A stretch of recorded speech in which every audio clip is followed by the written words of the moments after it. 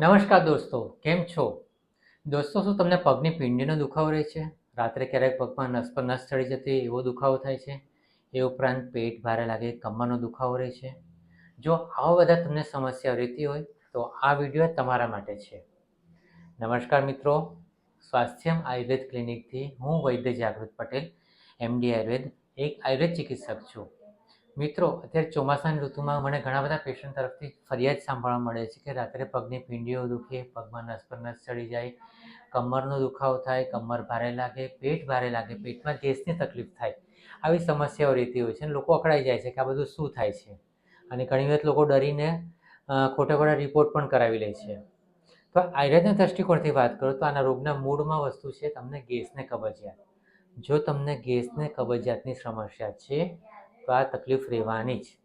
એટલે ધ્યાન રાખો, જો તમારા પગની પિંડીનો દુખાવો, પગમાં નસ પર નસ ચડી જવી, કમરનો દુખાવો, કમર જકડાઈ જવી, પેટ ભારે લાગવું, આ બધી સમસ્યાથી છુટકારો મેળવવો હોય તો મૂળમાં ધ્યાન રાખજો કે તમને ગેસ કે કબજિયાતની તકલીફ થવી ન જોઈએ. નોર્મલી ગેસને કબજિયાતની તકલીફ થાય એટલે લોકો ઘરગથ્થુ ઉપાય કરી લે અથવા બજારમાં મળતા હોય ચૂના લઈ લે. પણ દરેક વ્યક્તિની તાસીર અલગ હોય છે, દરેક વ્યક્તિને શરીરની પાચન શક્તિ, દરેક વ્યક્તિની ઉંમરને બધું ફેક્ટર અલગ હોય છે. એટલે એ બધું નક્કી કરીને પછી દવા લેવાની હોય છે. તમે ડાયરેક્ટલી આવી રીતે પેટ સાફ કરવાની દવા લેશો તો કદાચ ટેમ્પરરી રાહત રહી, રોગ મૂળમાંથી નહીં મટે. તો રોગને મૂળમાંથી મટવા માટે ધ્યાન એ રાખવાનું છે કે તમને ગેસ કે કબજિયાતની સમસ્યા ન થવી જોઈએ. એના માટે શું કરશો? જો ગેસને કબજિયાતની સમસ્યા મૂળમાંથી મટાડવી હોય તો બે વસ્તુ ખાસ કરવા જેવી છે. એક તો પીવા માટે ગરમ પાણીનો ઉપયોગ કરો. હુંફાળું ગરમ પાણી પીશો તો ગેસ પણ નીકળશે અને કબજિયાત પણ મટશે. અને સાથે રોજ ખાલી પેટે કસરત કરો. આ મિનિમમ આ બે વસ્તુ કરશો તો તમને તકલીફમાં ઘણી રાહત રહેશે. એ ઉપરાંત બીજી ઘણી બધી બાબતમાં ધ્યાન રાખવાનું છે, જેમ કે ઠંડુ વાસી નથી ખાવાનું, જ્યારે જમો ત્યારે તાજું ગરમ ખાવાનું. ઠંડુ વાસી ખાશો તો પણ ગેસ થશે. ઇવન મેંદો, ફાસ્ટફૂડની આઈટમ એવોઇડ કરો. ફાસ્ટફૂડ આઈટમ ખાશો તો ખાસ કરીને ચોમાસાની ઋતુમાં તો ગેસની સમસ્યા થશે જ. એટલે ફાસ્ટફૂડ આઈટમ એવોઇડ કરો. એ ઉપરાંત રાત ઉજાગરા નહીં કરવાના. રાત ઉજાગરા કરશો, બપોરે ઊંઘશો તો એ જે તમે લાઇફસ્ટાઈલ તમે ડિસ્ટર્બ કરશો એને કારણે પણ ગેસ કબજિયાતની સમસ્યા થવાની સંભાવના છે. હા, નો ડાઉટ, રાતની ઊંઘ તમારી 7 કલાકની હોવી જોઈએ. 7 કલાકથી ઓછી ઊંઘ નહીં ચાલે. એટલે 7 કલાકની ઊંઘ રાખો, પર્યાપ્ત ઊંઘ રાખો. જો રાત્રે ઊંઘમાં વિચારવાયુની સમસ્યા રહેતી હોય, મતલબ કે તમે ફિઝિકલી સૂતા હોય પણ મેન્ટલી જાગતા જ હોય એવી કન્ડિશન રહેતી હોય તો એમાં પણ તમને ગેસ કબજિયાતની સમસ્યા રહેશે. તો એના માટે ધ્યાન રાખો કે મનને શાંત કરવાનું છે. એટલે રાત્રે સૂતી વખતે 15-20 મિનિટ, સવાર ઉઠીને 15-20 મિનિટ ઊંડા શ્વાસનો અનુલોમ વિલોમ કરો, ઓમકાર કરો. ટૂંકમાં મનને એકાગ્ર કરો. મન એકાગ્ર થશે, મન શાંત થશે તો ઊંઘ સારી આવશે. અને એ જ વસ્તુ છે, મન પણ શાંત રહેવું જોઈએ.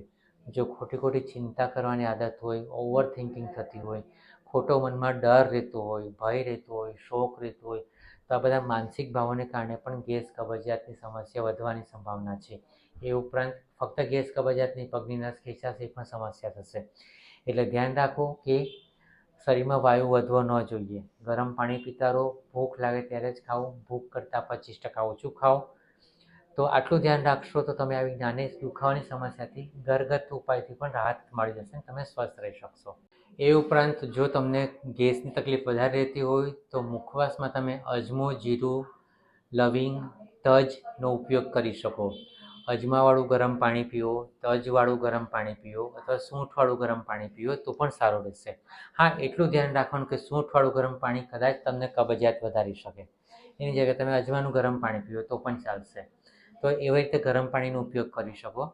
એ ઉપરાંત જમ્યા પછી વજ્રાસનમાં બેસવાનું રાખો.